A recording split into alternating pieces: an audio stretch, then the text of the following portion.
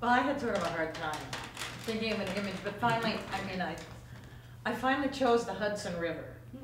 Do you want me to say why? Yes. Well, for one thing, I'm very drawn to water. I think because I grew up in Iowa and there was so little water that I'm drawn to oceans, rivers, lakes.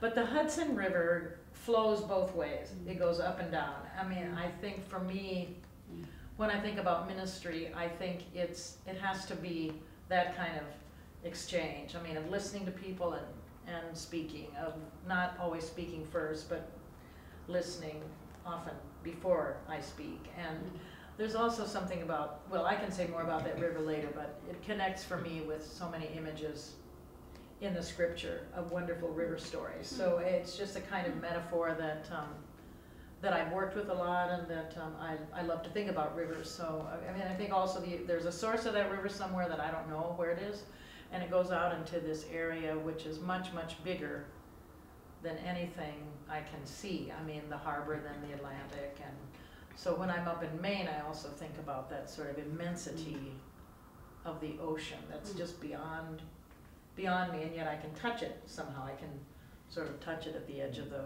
water, whether it's the Hudson or the ocean. But I'll stop there because I have a lot. I mean, I have a lot of other things. So where are you in that river?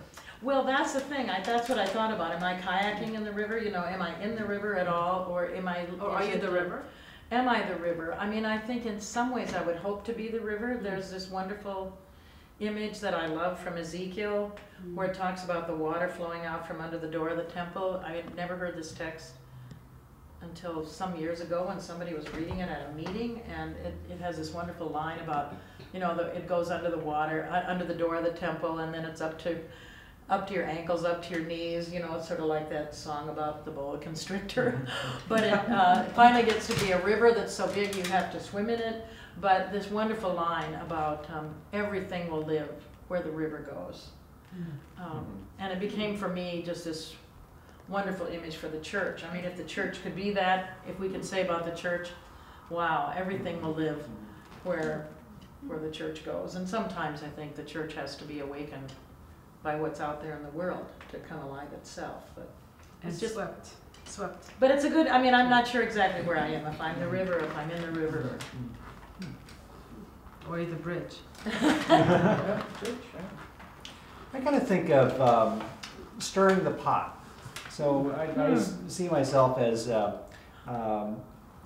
a way, enabling other things to come to life. So you throw some things in the pot, they simmer there together, you release the flavors, you release some things that happen in this strange sort of mixture of things coming together.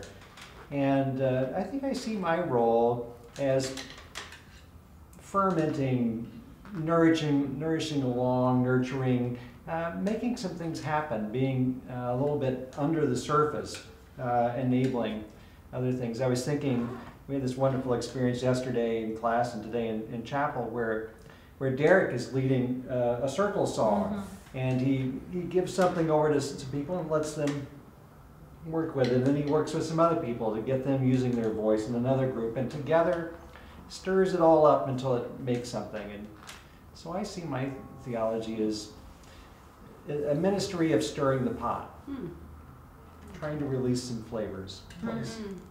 I'd like to play off that too, and it occurred to me yesterday. I'm searching for this image for a while, and I don't have an image, but I have a noun and a verb, and it came to me in a class we were teaching, Troy and I, on improvisation.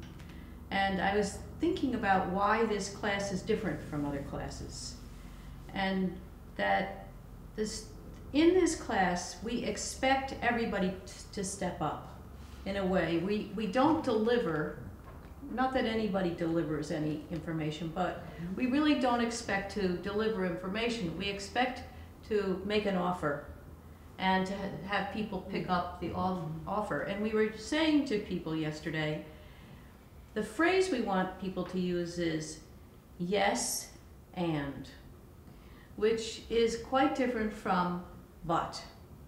So when someone says to you something about what you're thinking, and the next person hooks on with you, if they say but, it has a bit of a reservation or a negative negation.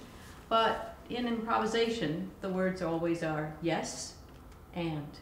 So I was thinking of myself as a person who makes offers as a teacher. I make an offer, and I really don't know where the offer is going to go. And the more I don't know where it's going to go, the better. Because that, for me, expresses what I hope I can convey to students, that really all I'm there to do is to make an offer that they can then somehow connect from their lives. And I hope that more and more I can expect that all we need to do is suggest something. Because the Spirit is alive in all of us, and it's not up to me to define it, but it is up to me to make an offer so that the Spirit is generated among us. And so I was saying to Barbara, when I get up in the morning, I think, really all I need to do is to do what the word worship means, which is to honor a person, and something will happen. So your words are? Improvise and honor. I thought it was yes and. And That too. that too. Oh, that too. That too. All right.